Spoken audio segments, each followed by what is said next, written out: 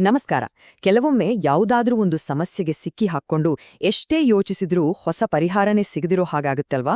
ಇವತ್ತು ನಾವು ಒಂದು ವಿಚಿತ್ರ ಆದ್ರೆ ತುಂಬಾನೇ ಶಕ್ತಿಶಾಲಿಯಾದ ಉಪಾಯದ ಬಗ್ಗೆ ತಿಳ್ಕೊಳ್ಳೋಣ. ಅದೇ ಮೂರ್ಖರ ಸಲಹೆ ಪಡೆಯೋದು. ಇದು ಹೇಗೆ ಕೆಲಸ ಮಾಡುತ್ತೆ ಅಂತ ನೋಡೋಣ ಬನ್ನಿ.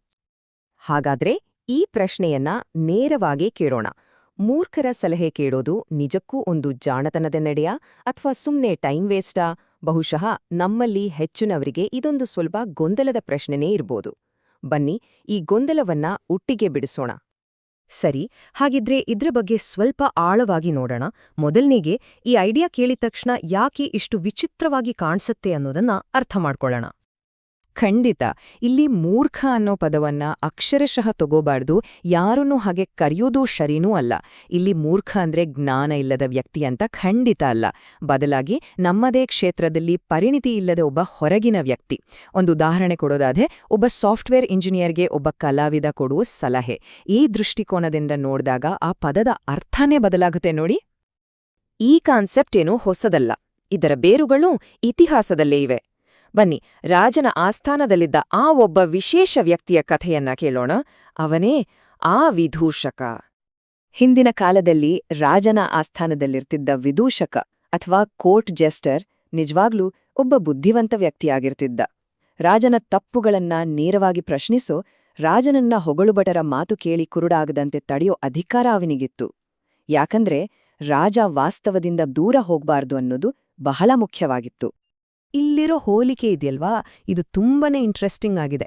ಒಂದ್ ಕಡೆ ರಾಜ ರಾಜಕೀಯದ ಕಟ್ಟುಪಾಡಲ್ಲಿ ಬಂಧಿ, ಅವನಿಗೆ ತನ್ನ ಕ್ಷೇತ್ರದ ಬಗ್ಗೆ ತುಂಬಾ ಜಾಸ್ತಿ ಗೊತ್ತಿರುತ್ತೆ ಮತ್ತು ಅವನು ಯಾವಾಗ್ಲೂ ತನ್ನನ್ನು ಹೊಗಳುವವರಿಂದಲೇ ಸುತ್ತುವರೆದಿರ್ತಾನೆ. ಇನ್ನೊಂದ್ ಕಡೆ ಆ ವಿದೂಷಕ, ಅವನಿಗೆ ಸಂಪೂರ್ಣ ಸ್ವಾತಂತ್ರ್ಯ. ನಿಷ್ಪಕ್ಷಪಾತ ದೃಷ್ಟಿಕೋನದಿಂದ ಎಕ್ಸ್ಪರ್ಟ್ಗಳು ಕಡೆಗಣಿಸೋ ಸ್ಪಷ್ಟ ತಪ್ಪುಗಳನ್ನ ಅವನು ನೋಡಬಲ್ಲ. ಆ ಸ್ಥಾನದಲ್ಲಿ ರಾಜನ ಐಡಿಯಾಗಳನ್ನ ಪ್ರಶ್ನಿಸೋ ಧೈರ್ಯವಿದ್ದ ಏಕೈಕ ವ್ಯಕ್ತಿ ಬಹುಶಃ ಅವನೇ ಆಗಿದ್ದ. ಹಾಗಾದ್ರೆ ಈ ಐತಿಹಾಸಿಕ ಪಾತ್ರವನ್ನ ನಮ್ಮ ಇವತ್ತಿನ ಜೀವನಕ್ಕೆ ಹೇಗೆ ಅಳವಡಿಸಿಕೊಳ್ಬೋದು? ನಮ್ಮ ಆಧುನಿಕ ವಿದೂಷಕ ಯಾರು? ಹಾಗಿದ್ರೆ ನಮ್ಮ ಇವತ್ತಿನ ಮೂರ್ಖ ಯಾರು? ಅವರು ಬೇರೆ ಯಾವುದೋ ಕ್ಷೇತ್ರದಲ್ಲಿ ಎಕ್ಸ್ಪರ್ಟ್ ಆಗಿರ್ಬೋದು, ಅಥವಾ ನಮ್ಮ ವಿಷಯದ ಬಗ್ಗೆ ಯಾವುದೇ ತರಬೇತಿ ಪಡೆಯದವರಾಗಿರ್ಬೋದು. ಕೆಲವೊಮ್ಮೆ ಯಾವುದೇ ಮುಂಚಿತ ಕಲ್ಪನೆಗಳಿಲ್ಲದೆ ಮುಗ್ಧವಾಗಿ ಪ್ರಶ್ನೆ ಕೇಳುವ ಒಂದು ಮಗು ಕೂಡ ನಮ್ಮ ಮೂರ್ಖ ಆಗ್ಬೋದು. ಒಂದು ಕ್ಷಣ ಯೋಚನೆ ಮಾಡಿ, ಒಂದು ದೊಡ್ಡ ಕಂಪನಿಯ ಸಿಇಒ ತನ್ನ ಫ್ಯಾಕ್ಟರಿಯ ನೆಲಮಟ್ಟದ ಕೆಲ್ಸಗಾರನತ್ರ ಮಾತಾಡ್ದಾಗ ಸಿಗುವ ಒಳನೋಟಗಳು ಎಷ್ಟೊಂದು ಅಮೂಲ್ಯವಾಗಿರ್ಬೋದು. ಈಗ ಈ ತಂತ್ರ ಯಾಕೆ ಇಷ್ಟು ಪರಿಣಾಮಕಾರಿ ಅನ್ನೋದ್ರ ಹಿಂದಿರೋ ಅಸಲಿ ಶಕ್ತಿ ಏನು ಅಂತ ನೋಡೋಣ. ಅದುವೇ ಹೊಸ ದೃಷ್ಟಿಕೋನ. ಒಂದು ಮುದ್ರಣ ಯಂತ್ರಗಳ ಕಾರ್ಖಾನೆಯ ಮ್ಯಾನೇಜರ್ ಹೀಗೆ ಹೇಳ್ತಾರೆ, ನಾನು ಆಗಾಗ ಫ್ಯಾಕ್ಟ್ರಿಯಲ್ಲಿ ಕೆಲಸ ಮಾಡೋ ಹುಡುಗರ ಹತ್ರ ಹೋಗಿ ನಮ್ಮ ಪ್ಲಾನ್ಗಳ ಬಗ್ಗೆ ಕೇಳ್ತಿದ್ದೆ. ಅವರಿಗೆ ಟೆಕ್ನಿಕಲ್ ಜ್ಞಾನ ಇಲ್ಲದಿರ್ಬೋದು, ಆದ್ರೆ ಅವರ ಕಾಮನ್ ಸೆನ್ಸ್ ಮತ್ತು ಪ್ರಾಕ್ಟಿಕಲ್ ನೋಟ ಇದೆಯಲ್ಲ, ಅದು ಯಾವಾಗ್ಲೂ ನಮ್ಗೆ ದಾರಿ ತೋರಿಸುತ್ತಿತ್ತು. ಇದೇ ನೋಡಿ ಹೊಸ ದೃಷ್ಟಿಕೋನದ ಶಕ್ತಿ. ಹಾಗಾದ್ರೆ ಈ ಹೊಸ ದೃಷ್ಟಿಕೋನದಿಂದ ಆಗೋ ಲಾಭಗಳೇನು? ಮೊದಲನೇದಾಗಿ, ಮುಚ್ಚಿ ಹೋಗಿರೋ ಅಡಚಣೆಗಳನ್ನ ಪತ್ತೆ ಹಚ್ಚಬಹುದು. ಎಕ್ಸ್ಪರ್ಟ್ಗಳು ಗಮನಿಸದ ಪ್ರಾಕ್ಟಿಕಲ್ ಸಮಸ್ಯೆಗಳನ್ನ ಇವರು ಸುಲಭವಾಗಿ ಗುರ್ತಿಸ್ತಾರೆ. ಎರಡನೇದಾಗಿ, ವಿಭಿನ್ನ ದಾರಿಗಳು ಕಾಣಿಸೋಕೆ ಶುರುವಾಗುತ್ತೆ. ಅವರಲ್ಲಿ ಯಾವುದೇ ಪೂರ್ವಗ್ರಹಗಳಿಲ್ಲದ ಕಾರಣ ಸಮಸ್ಯೆಗಳಿಗೆ ಸಂಪೂರ್ಣ ಹೊಸ ಪರಿಹಾರಗಳನ್ನ ಸೂಚಿಸಬಹುದು. ಮತ್ತು ಕೊನೆಯದಾಗಿ, ಇದು ಹೊಸ ಆಲೋಚನೆಗಳಿಗೆ ಸ್ಫೂರ್ತಿ ಕೊಡುತ್ತೆ. ಅವರ ಒಂದು ಸಣ್ಣ ಸರಳ ಪ್ರಶ್ನೆ ಕೂಡ ನಮ್ಮ ಯೋಚನಾ ಕ್ರಮವನ್ನೇ ಬದಲಾಯಿಸಿ ಹೊಸ ಆವಿಷ್ಕಾರಕ್ಕೆ ಕಾರಣವಾಗಬಹುದು. ಸರಿ, ಈ ತಂತ್ರದ ಮಹತ್ವ ಈಗ ನಮಗೆ ಅರ್ಥವಾಯಿತು. ಹಾಗಿದ್ರೆ ಇದನ್ನ ಗೌರವಯುತವಾಗಿ ಮತ್ತು ಪರಿಣಾಮಕಾರಿಯಾಗಿ ಬಳಸೋದು ಹೇಗೆ ಅಂತ ನೋಡೋಣ.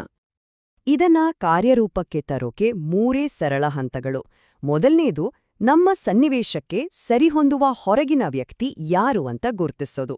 ಎರಡನೇದು, ನೇರವಾಗಿ ಹೋಗಿ ನಂಗೆ ಮೂರ್ಖರ ಸಲಹೆ ಬೇಕು ಅಂತ ಕೇಳೋ ಬದಲು ಈ ವಿಷಯದ ಬಗ್ಗೆ ಒಬ್ಬ ಹೊರಗಿನ ವ್ಯಕ್ತಿಯಾಗಿ ನಿಮ್ಮ ಅನಿಸಿಕೆ ಏನು ಅಂತ ತುಂಬಾ ಸಹಜವಾಗಿ ಕೇಳಬಹುದು. ಮೂರನೇದು, ಮತ್ತು ಇದು ತುಂಬಾನೇ ಮುಖ್ಯ, ಅವರಿಂದ ಪರ್ಫೆಕ್ಟ್ ಪರಿಹಾರವನ್ನು ನಿರೀಕ್ಷಿಸಬಾರ್ದು.